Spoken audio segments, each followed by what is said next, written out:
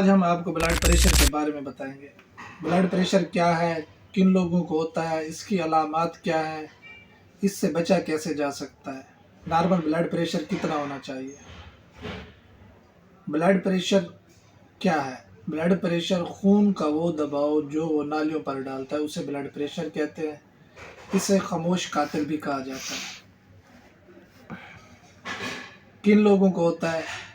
زیادہ عمر کے لوگ، فیملی ہسٹری جن کے ماں باپ کو بلڈ پریشر کا مسئلہ ہو، موٹاپا، جو لوگ شراب نوشی اور سگریٹ کا استعمال زیادہ کرتے ہیں، سٹریس، اور جو لوگ بہت زیادہ سپائسی کھانے وغیرہ رچ سوڈیم ڈائٹ لیتے ہیں ان کو بلڈ پریشر کا مرض ہوتا ہے۔ اس کے نقصانات کیا ہیں؟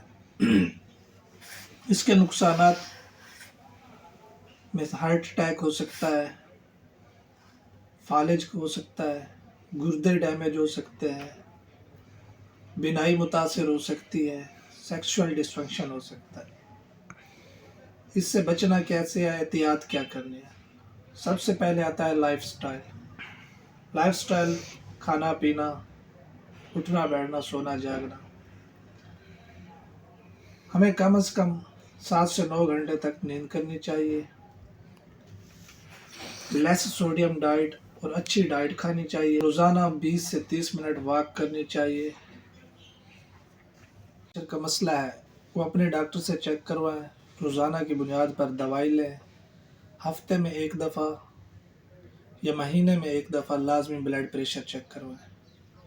ہمارا نارمل بلڈ پریشر 120/80 ہے، اور جس کو 140/90 یا اس سے اوپر ہو اسے ہم ہائپر کہتے ہیں۔ ہمارا مقصد مختصر اور سادہ الفاظ میں ویڈیو بنانا کہ ہر ایک کو اس کی سمجھ آ سکے۔ اگر آپ کو ہماری یہ ویڈیو پسند آئی ہے تو لائک کریں، شیئر کریں، سبسکرائب کریں۔ شکریہ۔